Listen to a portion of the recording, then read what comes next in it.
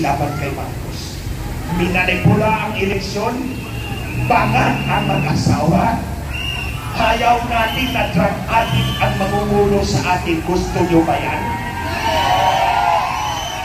Kung drug addict ang nasa Malacanang, ano na lang kaya mangyayari sa ating mga kabataan? Sa inyo at sa atin. Anong kinabukasan meron tayo kung pangungulukan tayo ng mga walang matinong na utang?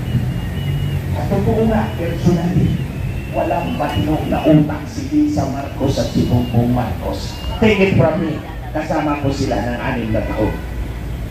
Kaya mga kababayan, ito ang issue natin dapat kay Marcos.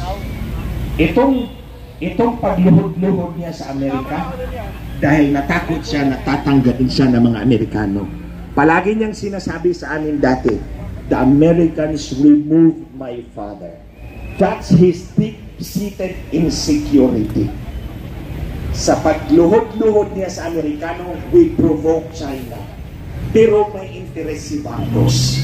Kapag magkagulo, he will declare emergency rule, walang eleksyon, Marcos pa rin. So ganyan mga kababayan ang kalkulasyon ng mga hinayupak na ito. Kaya panindigan tayo, dalhin natin ang ating mga kababayan, mga anak dito para kumami tayo sa tamang panahon. Pawiin ulit natin ang kapangyarihan ng ganito. Maraming salamat.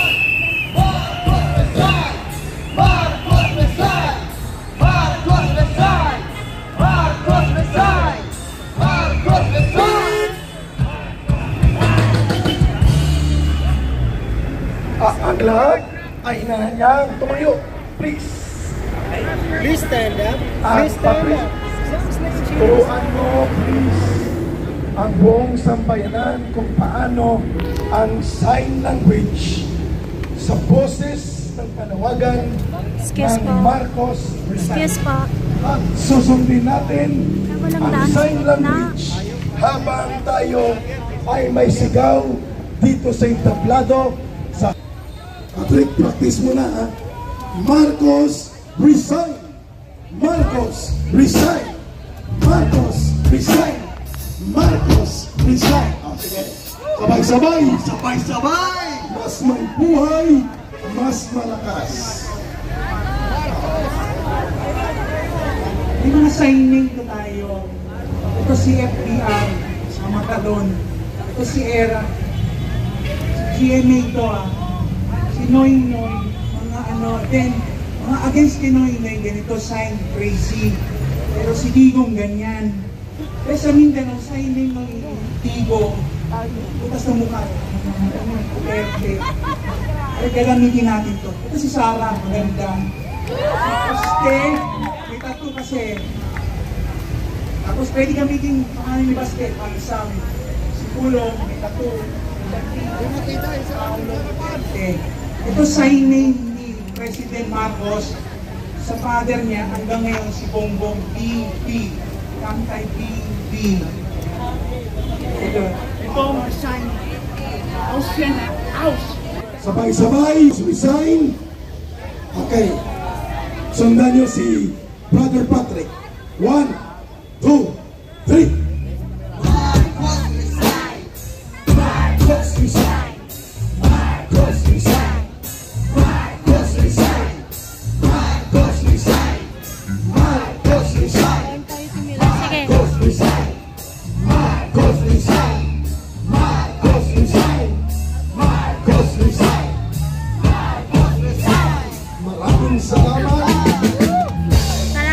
Marcos lang yan.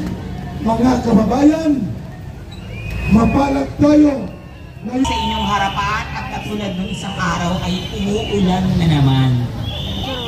Hindi ko naman kayo tinawag. Doon kayo ulan sa palasyo. Doon kayo kailangan.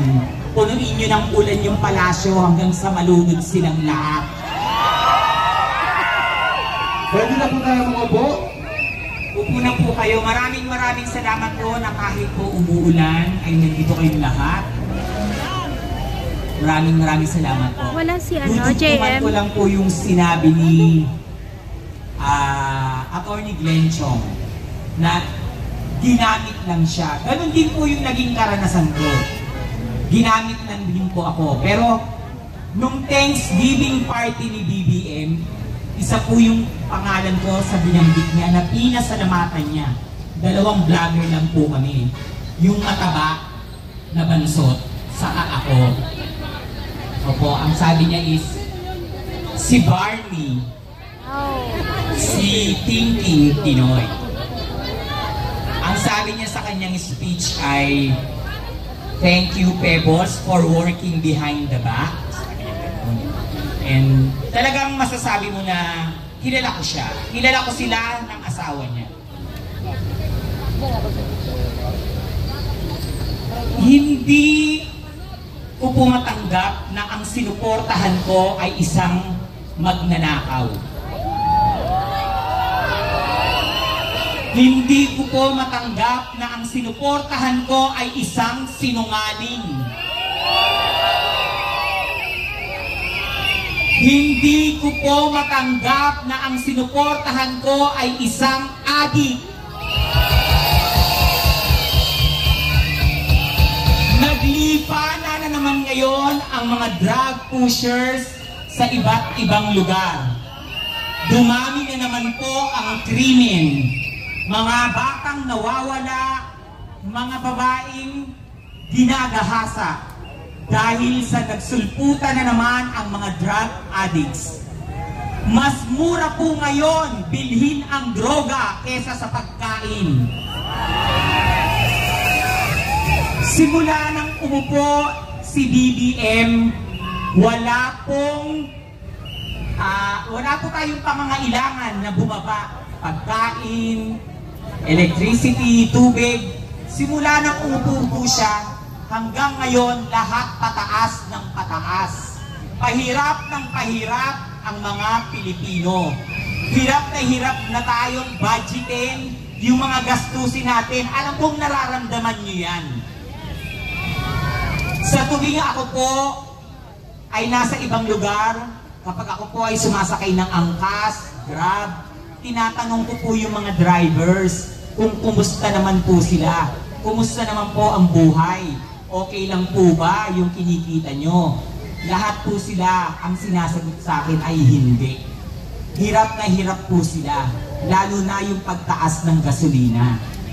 Pero, yung pamilyang adik ay ang saya-sayang nagpa-party sa palasyo.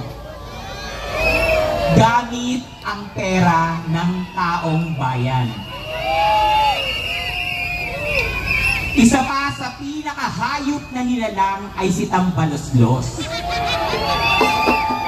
Nanaba na lang ng nanaba sa pagnanakaw.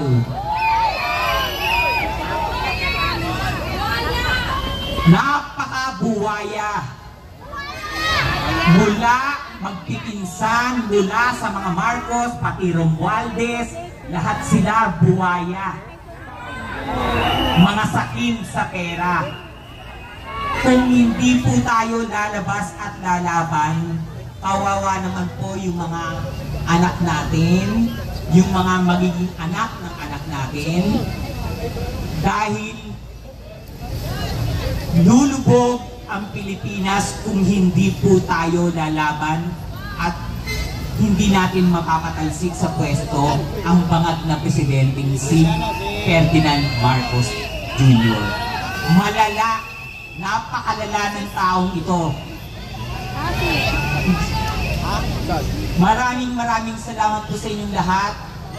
Ang akala kasi nila sa atin, mga tanga tayo sa mga bobo. Sa tuwing nagpo-post po ako sa Facebook ko, lalo na kapag si Tambaloslos yung pinopost ko, sinusugod po ako ng mga trolls. Napag tinignan nyo, yung mga trolls, naka-lock profile at walang following. Susugod po, ibig sabihin, may binabayaran silang trolls. Meron silang binabayaran mga trolls.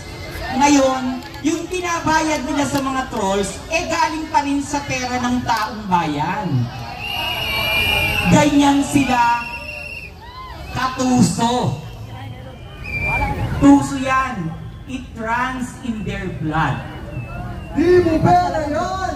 Hindi mo pera yan.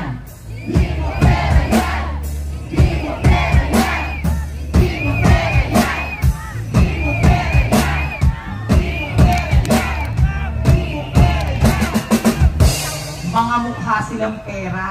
Hindi po gagastos yan ng sarili nilang pera. Kilala ko sila.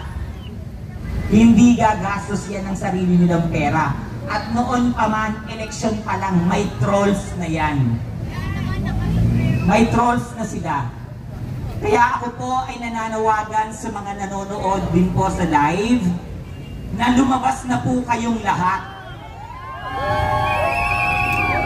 Lumabas na po kayong lahat at makisama po kayong lahat sa amin para patalsikin ang adiktador. Lumaban po tayo para sa bayan.